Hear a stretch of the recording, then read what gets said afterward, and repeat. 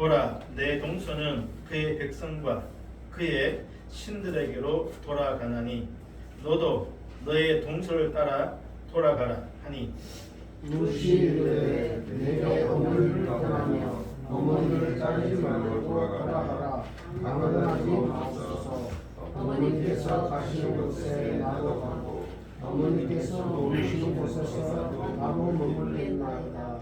어머니의 백성이 나의 백성이 되고 어머니의 하나님이 나의 하나님이 되시리니 어머니께서 죽으시는 곳에서 나도 죽어 거기 묻힐 것이라. 만일 내가 죽는 일 외에 어머니를 떠나면 여호와께서 내게 벌을 내리시고 더 내리시기를 원하나이다 하는지라. 나오미가 루시 자매와 함께 가기로 굳게 결심함을 보고 그에게 말하기를 그치니라. 이에 그 두 사람이 베들레헴까지 갔더라. 베들레헴에 이를 때에 온 성읍이 그들로 말미암아 떠들며 이르기를 이 이가 나오미냐 하는지라. 나오미가 그들에게 이르되 나를 나오미라 부르지 말고 나를 마라라 부르라. 이는 전능자가 나를 심히 괴롭게 하셨음이니라. 내가 풍족하게 나갔더니 여호와께서 내게 비어 돌아오게 하셨느니라. 여호와께서 나를 징벌하셨고 전능자가 나를 괴롭게 하셨거늘 너희가 어찌 나를 나오미라 부르느냐 하니라. 나오미가 모압 지방에서 그의 며느리 모압 여인 룻과 함께 돌아왔는데 그들이 보리 주기 시작할 때에 베들레헴에 이르렀더라. 아멘. 우리나라에 추석하고 설 명절 있죠. 명절 되면 늘 기억나는 게 있는데요. 제 아버님이 목사님이셨어요. 명절 되면 늘 집에 있었던 거예요. 지금은 좀 조금 괜찮은데 제 아버님이 목회할 때만 하더라도 명절에 어디 간다는 것은 생각하기가 쉽지 않습니다. 우리 송구사님도 비슷했을 것 같은데 늘 교회를 지키고 교회 계시니까 명절에 늘 집에 있었던 것 그거 하나고요. 또 하나는 제 아버님이 막내세요. 막내시고 형님이 두 분 계시는데 저희 집안에 처음 예수 믿으신 분이 저희 아버님의 둘째 형님이세요. 둘째 형님이 예수 믿었고 제 아버님이 예수 믿으셨고 목사 된 거죠. 그런데 둘째 형님도 큰 형님도 교회를 안 나가셨어요. 큰 형님은 처음부터 아예 예수 안 믿으셨고 둘째 형님은 예수 믿으시다가 끝나셨고 명절만 되면 늘 아버님이 형님들을 위해서 눈물로 기도하시는 게 생각나요. 그러니까 제가 어릴 때부터 들었으니까요 한 40-50년은 들은 것 같습니다. 근데 결국은 두 형님, 그러니까 제게 큰아버님이시죠. 두 분 다 돌아가시기 전에 예수 영접하시고 돌아가셨어요. 제 큰형님은 이제 병원 계실 때 다른 분을 통해서 예수 영접하시고 돌아가셨고 둘째 형님은 그 전에 다시 믿음을 회복하셔서 돌아가시고 그걸 보면서 어릴 때는 참 이해가 잘 안 됐어요. 이렇게 제법 오랜 시간, 수십 년 하셨습니다. 왜 잘 안 될까? 왜 기도 응답 안 해주실까? 아버님은 왜 안 되걸 계속 기도하실까? 했는데요. 나중에 커서 보니까 그 끈질긴 기도에 하나님께서 들으시고 또 때가 되니까 응답해 주시더라고요. 아마 우리 가족들 중에서 혹은 식구들 중에서 기도한 분도 있을 것입니다. 혹은 친구나 이웃 가운데서 여전히 마음에 품고 기도한 영혼들이 있을 줄 알아요. 우리가 포기하지 않으면 하나님도 포기하지 않으시는 줄로 믿습니다. 우리 영혼 구원을 위해서 가족과 친척과 이웃의 구원을 위해서 끝까지 한번 기도하고 또 우리를 통하여서 혹은 누군가를 통해서 하나님의 구원 역사가 속히 일어나기를 주의 이름으로 축복합니다. 네. 아멘. 땅끝에 선 사람들이라는 주제로 말씀을 나누고 있습니다. 오늘은 두 번째 시간으로 나오미 나를 말하라 부르라 라는 제목으로 말씀을 나누고자 합니다. 지난 주일에 첫 번째 시간으로 아브라함이었죠. 아브라함 바라보라 라는 제목이었습니다. 땅끝에 서기 위해서는 처음 마음, 첫 사랑을 회복해야 한다. 그리고 두 번째는 보이는 것도 잡히는 것도 없어도 땅끝을 바라보자라고 말씀드렸습니다. 성도 여러분, 신앙은 하나님이 보여주실 것을 바라보는 것이 신앙입니다. 내 눈을 들어서 내가 바라보는 것이 아니라 하나님이 내게 보여주실 것을 바라보고 가는 것이 믿음이죠. 그래서 아브라함은 갈 바를 알지 못했지만 믿음으로 그 길을 떠난 것입니다. 원하옵기는 처음 마음, 첫사랑을 회복하시고 또한 우리에게 보여주실 그 땅을 바라보며 땅끝에서는 저와 여러분 우리 모두가 되어지기를 주의 이름으로 축복합니다. 지난 주일날 우리 불렀던 찬양 혹시 기억하시나요? 여러 성도님들이 지난 주일 말씀 후에 불렀던 찬양 내가 처음 주를 만났을 때, 이 찬양에 많은 은혜를 받았고 눈물을 흘리셨다라고 여러 성도님들이 말씀해 주셨습니다. 그런데요, 저는 그 찬양을 시작은 하였지만 마지막까지 부를 수 없었습니다. 가사가 은혜롭고 찬양이 참 은혜로운 찬양임에 분명합니다. 은혜를 받고 눈물을 흘렸을 것입니다. 그런데요, 중요한 것은 첫사랑이 회복되고 새롭고 새로운 은혜가 임하는 것입니다.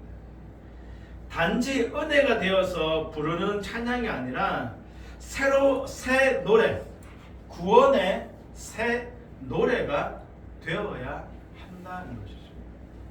그래서 찬양을 멈추고 그 은혜가 내게 임하도록 사모하며 기도했습니다. 성도 여러분, 그 찬양이, 그 말씀이 은혜가 되었어, 눈물이 났어, 이것만으로는 나의 삶을 바꿀 수 없습니다. 바뀌지 않습니다. 우리는 썩으면 안 됩니다. 단지 은혜가 되어서 부르는 찬양이 아니라 새 노래, 구원의 새 노래가 되어야 합니다.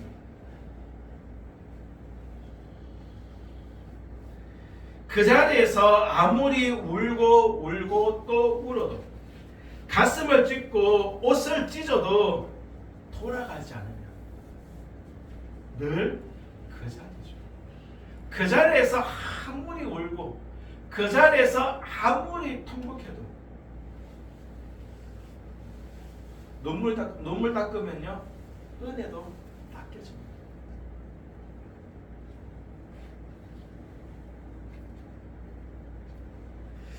오늘 본문 20절에 보시면 나오미가 그들에게 이르되 나를 나오미라 부르지 말고 나를 말하라 부르라. 이는 전능자가 나를 심히 괴롭게 하셨음이니라. 나오미는요 돌아왔죠. 나오미가 다시 돌아왔을 때 자신을 나오미라 부르지 말라, 말하라 부르라 라고 말합니다. 혹시 나오미의 뜻이 뭔지 아십니까? 나오미의 뜻 기쁨입니다. 기쁨. 말하는 아십니까? 쓰다, 괴롭다. 출국했을 때 말하고물 기억하시죠? 쓴물, 괴로움. 그러니까 나오미가 나를 기쁨이라 부르지 말고 어떻게 해요? 괴로움이라 불러달라는 것입니다. 그만큼 나오미 인생이 힘들고 고통스러웠습니다. 그럼에도 돌아온 결과가 무엇입니까? 한번 찾아볼까요? 룻기 4장 14절입니다. 한번 보시겠습니다. 룻기 4장 14절 말씀 우리 같이 읽겠습니다. 여인들이 나오미에게 이르되 찬송할지로다 여호와께서 오늘 네게 기업 물을 자가 없게 하지 아니하셨도다. 이 아이의 이름이 이스라엘 중에 유명하게 되기를 원하노라. 아멘. 나오미의 며느리 룻이 아이를 낳았죠. 그때 동네 사람들이 나오미에게 했던 말입니다. 나오미에게 이르되 찬송할지어다. 하나님께서 너에게 큰 일을 하셨다는 것입니다. 괴로운 인생으로 돌아왔습니다. 쓴 인생으로 돌아왔죠. 하지만 그것이 나오미 인생의 전부가 아니었습니다. 끝이 아니었죠. 오히려 어떻습니까? 찬송과 기쁨으로 바뀌었습니다. 그 이유가 무엇입니까? 돌아왔기 때문입니다. 돌이켜 주님 앞으로 나왔기 때문이죠. 바꿔 말하면 자신의 땅 끝에 섰기 때문입니다. 성도 여러분, 그 자리에 머무는 것이 아니라 우리는 주님 앞으로 돌아갈 때 쓴 인생이 기쁨의 인생으로 바뀝니다. 괴로운 인생이 복된 삶으로 바뀌는 것입니다. 아시는 것처럼 룻기는 흉년으로 시작합니다. 룻기 1장 1절 사사들이 치리하던 때에 그 땅에 흉년이 됩니다. 사사 시대에 베들레헴에 흉년이 들었습니다. 그때 엘리멜렉이 어떻게 합니까? 가족들 데리고 어디로? 모압 땅으로 이주해 갔죠. 성경에 3대 족장이 있습니다. 아브라함, 이삭,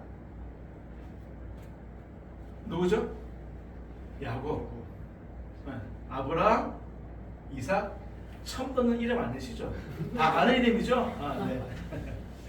아브라함, 이삭, 야곱을 3대 족장을 합니다. 이 세 명은요 모든 면에서 다 비교가 되었습니다. 이 세 명의 공통점이 참 많은데요. 그 중에 하나가 기근입니다. 아브라함이 가나안 땅에 처음 왔을 때 뭐가 있었죠? 기근이 있었죠. 이삭 시대에도 뭐가 있었죠? 기근이 있었죠. 야곱도 기근을 경험합니다. 그냥 일반적인 기근이 아니었죠. 매우 심한 기근이었습니다.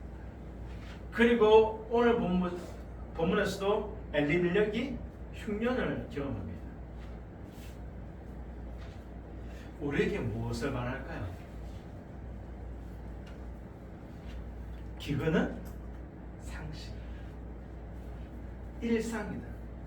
나에게만 아니라 누구에게나 기근, 그러니까 시험이나 환난이나 고통, 괴로움은 있다는 것입니다. 있을 수 있다가 아니라 반드시 있다. 이런 찬양이 있죠. 왜? 나만 겪는 고난이냐고. 뭐 하지 마세요? 원망하지 마세요. 불평하지 마세요. 슬퍼하지 마세요.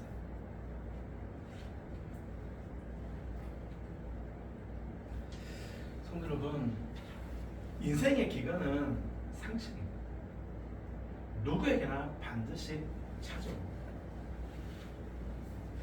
인생의 기근이, 고난이, 고통이 찾아왔을 때 낙심하고 절망될 때가 있죠. 우리도 인간이기에 절망 앞에서, 고통 앞에서, 고난 앞에서 절망하고 낙심할 때가 있습니다. 하지만 성도 여러분, 그 자리에 그냥 머물러 있으면 안 된다는 것입니다.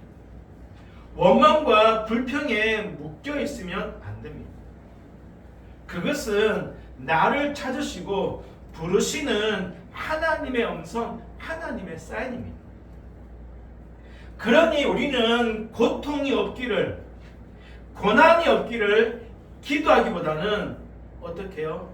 그 고난과 그 기근 가운데서 올바른 신앙의 태도, 올바른 신앙의 모습을 가질 수 있도록 기도해요. 우리가 기도한다고 해서 고난, 고통이 찾아오지 않는 것은 아닙니다. 사단이 우리를 유혹하기도 하고요. 때로는 하나님 우리를 테스트하기도 하시죠. 히브리서 12장 8절 징계는 다 받는 것이거늘 너희가 없으면 사생자여 뭐가 아니다? 친아들이 우리에게 중요한 것은 기근을 만났을 때 어떤 태도를 보이느냐, 시험이 왔을 때 어떻게 하느냐 이것입니다. 그런데 엘리멜렉은 어떻게 했습니까?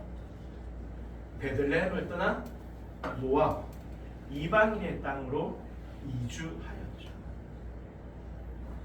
흉년이 왔을 때, 시험이 왔을 때 엘리멜렉 선택은 떠나는 것이었습니다. 여기서 두 가지 질문을 해볼 수 있습니다. 첫 번째, 흉년에 엘리멜렉 혼자만 이주했을까? 아니면 다른 사람들도 있었을까? 어떻게 생각하십니까? 다른 사람도 많이 있었습니다. 네. 성경에 나와 있지 않아서 정확히 알 수 없지만 제 생각에는 흉년이 있었어요. 흉년은 어떻게 해요? 피하기 위해서 엘리멜렉뿐만 아니라 여러 사람들이 이주해 갔을 것이다. 그러면 두 번째 질문, 하나님은 그 사람들 중에서 왜 엘리멜렉만 말씀하실까? 그 이유가 무엇일까? 엘리멜렉만 그 흉년 가운데 이주한 것이 아니라면 왜 하나님은 엘리멜렉만 말씀하셨을까? 좀 다른 경우이긴 한데요. 울에 있던 아브라함을 부르셨죠. 그래서 아브라함이 하란으로 이주합니다.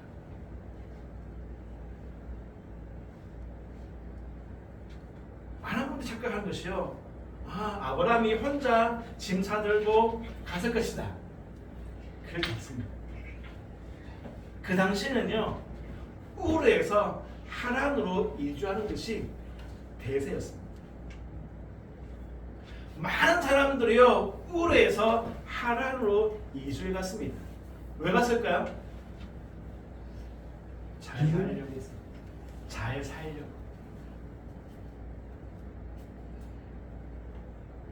잘 살기 위해서, 좀 더 나은 삶을 위해서요, 많은 사람들이 우르에서 하란으로 이주해 갔습니다. 근데 하나님께서는 아브라함만이 말씀하시죠. 왜 그럴까요? 아브라함 향한 하나님의 목적, 뜻이 있다는 것입니다.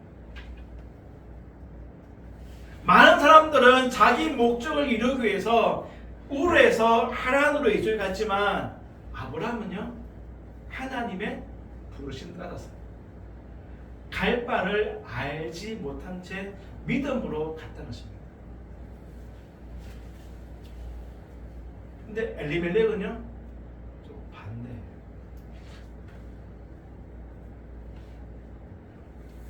많은 사람들이 흉년을 피해서 다른 곳으로 이주해 갈 때 그 틈바구니에 엘리멜렉이 있었습니다.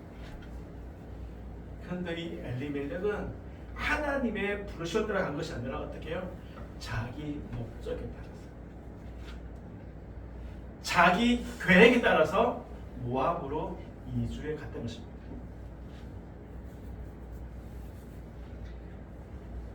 그것을 알 수 있는 것이 룻기 1장 21절입니다. 룻기 1장 21절 내가 풍족하게 나갔더니 여호와께서 내게 비어 돌아오게 하셨느니라. 갈 때 뭐 했다고요? 풍족했다. 어떤 학자들은 엘리멜렉이 베들레헴의 관리였을 것이다 라고 주장하는 학자도 있습니다. 우리가 알 수 없지만 엘리멜렉이 이주할 때 풍족했다, 넉넉했다, 이 말은요 무슨 말이죠? 이주할 필요가 없다는 것입니다. 물론 흉년을 피해서 이주한 사람도 있었지만 그곳에 남아있던 사람들도 있었죠. 대표적으로 보아스. 여러 사람들이 이주하긴 했지만 전부 다는 아니었다. 엘리멜렉은 이주할 필요가 없었지만 어떻게 해요? 자기 계획 따라 자기 만족을 위해서 떠나간 것이죠.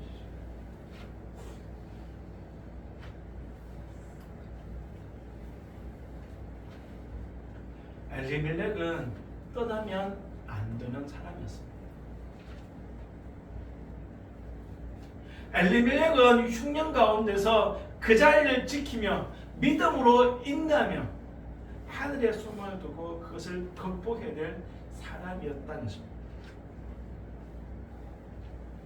하지만 엘리멜렉은 아내와 두 아들 데리고 모압 땅으로 이주하였죠. 그 결과가 무엇입니까? 엘리멜렉이 죽었습니다. 그리고 두 아들마저 죽었죠. 나오미와 두 며느리 자부만 남았습니다. 이 일이 10년 사이에 일어난 일입니다. 룻기 1장 5절입니다. 룻기 1장 5절 같이 한번 읽을까요? 말론과 기련 두 사람이 다 죽고 그 여인은 두 아들과 남편의 뒤에 남았더라. 아멘. 말론과 기련 두 사람이 다 죽고 그 여인은 누구죠? 나오미는 두 아들과 남편의 뒤에 남았다. 한번 생각해 보시죠. 장례식장에 남편과 두 아들의 영정 사진 앞에 나오미가 홀로 서 있는 겁니다. 우리가 문상학에서 마침 탁 들어갔는데 나오미가 그 사진 앞에 다 서 있는 거죠. 앞에 남편 사진이 있고 두 아들의 사진이 있습니다.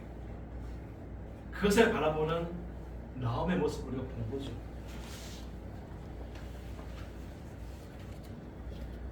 우리가 그 모습을 보았다면 어떤 말로 위로하고 어떻게 표현하겠습니까? 남편과 두 아들 먼저 보내고 부끄러워하니 그 사진을 쳐다보고 있는 나오미. 나오미에게 과연 우리가 무슨 말을 할 수 있을까요? 두 아들과 남편의 뒤에 남았더라라는 말이 바로 그 말입니다. 나오미에게 이제 더 이상 아무런 소망이 없는 거죠. 참담하고 무기력하고 아무것도 할 수 없는 상태가 지금 나오미의 상태입니다. 그런데요, 한 소식이 들려옵니다. 6절 보시면 그 여인이 모압 지방에서 여호와께서 자기 백성을 돌보시사 그들에게 양식을 주셨다 함을 어떻게 해요? 들었다.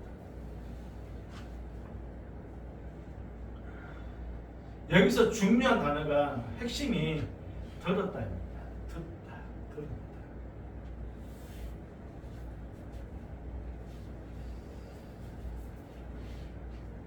어떤 경우인지 잘 모르겠습니다.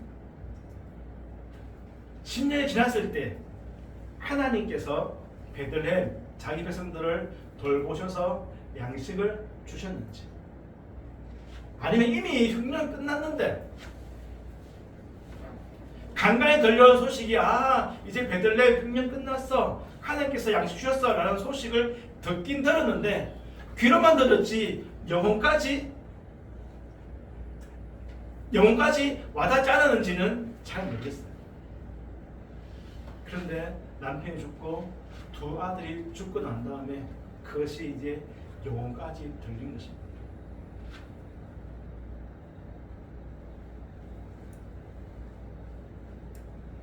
하나님께서 자기 백성을 돌보신다는 그 말씀이 비로소 이제서야 나오미의 영혼까지 찾아온 것이죠.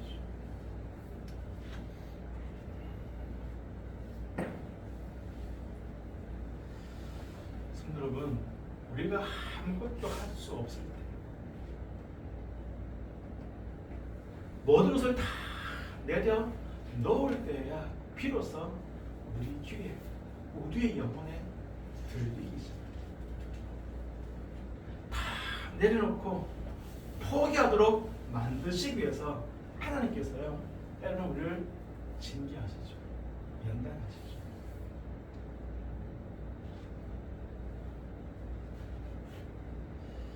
성도 여러분, 하나님은 자기 백성을 돌보시는 하나님이십니다. 그냥 내버려두신 분이 결코 아니십니다. 이름을 예수라. 그가 자기 백성을 그들의 죄에서 무할 자 구원을 주셨습니다. 우리가 아직 죄인 되었을 때 그리스도 예수께서 우리를 위해 죽으심으로 우리를 얼마나 사랑하시는지 하나님께서 그 사랑을 확정하십니다. 내가 무엇을 했어가 아닙니다. 내가 아직 죄인이었습니다. 허물과 죄로 죽었을 때 하나님은 택한 자기 백성 어떻게 해요? 구원하시고 돌보시는 분이십니다. 그것을 듣게 하십니다. 그저 귀로가 아니라 우리의 영혼으로, 우리의 마음으로 듣고 깨닫고 주님께 돌아오도록 하시기 위해서 하나님은 고난의 방법을 선택하게 하십니다. 나오미가 그것을 들은 것이죠. 그리고 어떻게 합니까? 돌아옵니다. 그런데 돌아오기가 쉽지 않습니다. 이제 추석 명절이잖아요. 명절 되면 다들 고향으로 갑니다. 누가 가죠?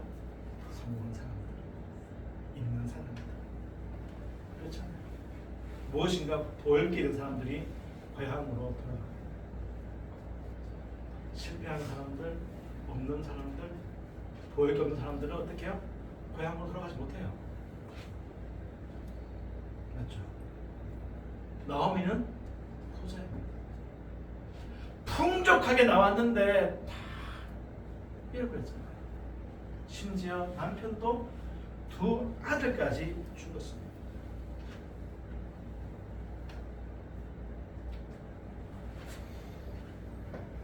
그럼에도 불구하고 나오미는 어떻게 합니까? 돌아갑니다. 오늘 설교 핵심입니다. 나오미는 어떻게 돌아갈 수 있었을까? 조건만 본다면 나오미가 돌아가기가 쉽지 않아요. 그런데 나오미는 돌아갔죠. 나오미는 어떻게 돌아갈 수 있었을까? 룻기 1장에 보면요, 13절 여호와의 손이 나를 치셨다. 20절 적는 자가 나를 심히 괴롭게 하셨다. 21절 여호와께서 빈손으로 돌아오게 하셨다. 나를 징벌하셨다. 나를 괴롭게 하셨다. 그런데 너희가 어찌 나를 나오미 기쁨이라 부르겠느냐? 나를 마라 슬픈 자 괴로운 자라고 불러요. 나오미는요 5번이나 하나님이 나를 치셨다고 말합니다. 성도 여러분, 이것은 단순히 원망이나 불평이 아닙니다.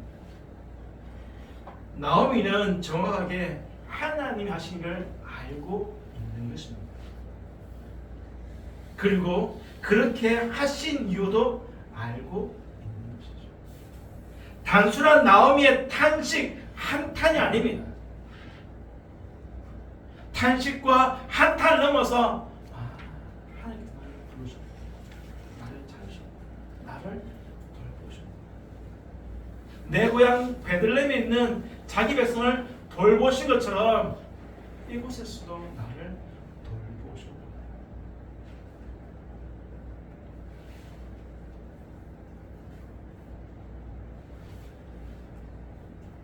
나오미가 이것을 깨달아 알 수 있었던 것은요, 남편이 죽고 두 아들이 죽고 풍족했던 모든 것을 하나하나씩 잃어갈 때 그 순간에도 나오미는 깨어서 하늘을 바라보았습니다. 16절과 17절입니다. 잘 아신 것처럼 룻의 고백이죠. 나오미가 룻 돌아가 했을 때 룻의 고백입니다. 16절 끝에 보시면 어머니의 하나님이 나의 하나님이 되신다.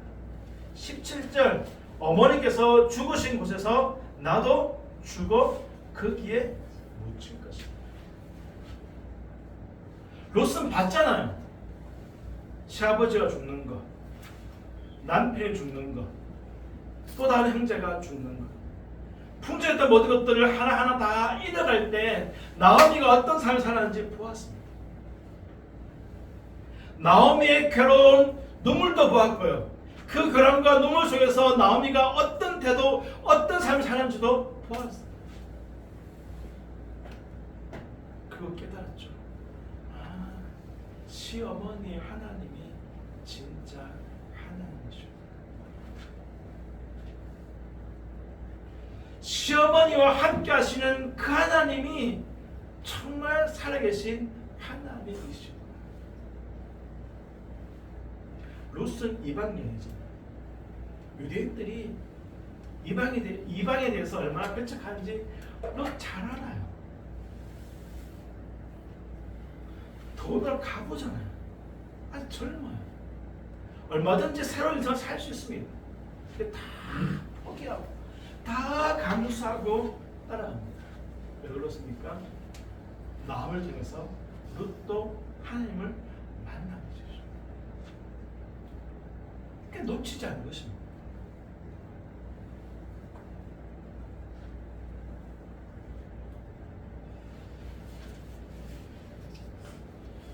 성도 여러분,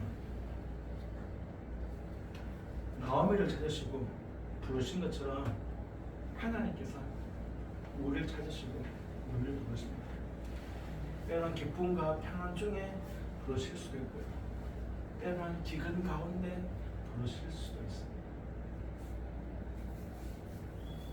우리 고통과 괴로움 가운데 두실 때도 있습니다.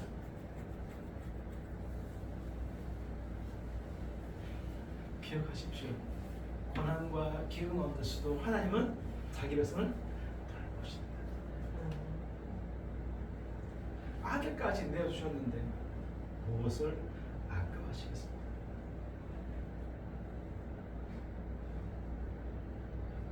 그러시면서 우리를 기대하시는 거죠. 돌아오라.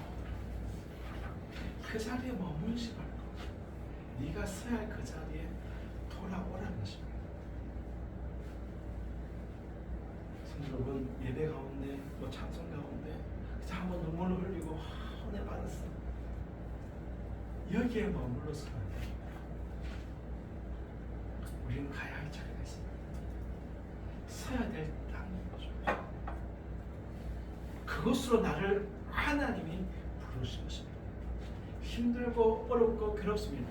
하지만 그곳에 설 때에만 나오미가 누렸던 그 기쁨, 그 풍성함을 우리가 누릴 수 있는 것이죠. 잠깐의 만족, 잠깐의 은혜가 아니라 우리 안에 영생하도록 솟아나는 생명수, 그 생명수를 마시는 주와 여러분이 되어야 할 줄로 믿습니다.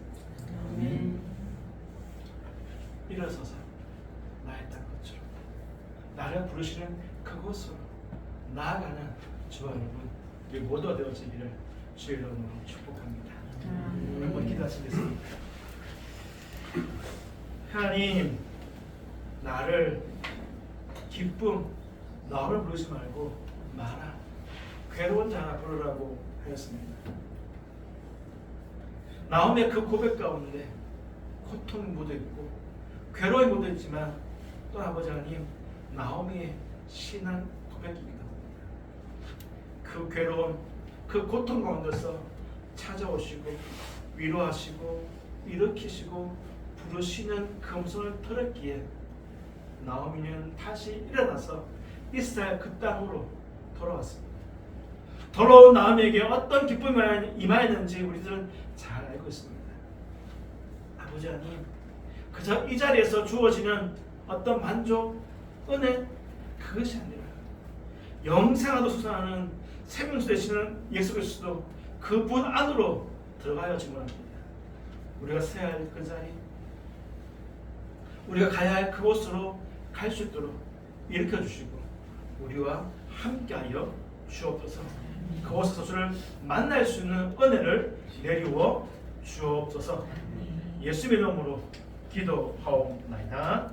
아멘.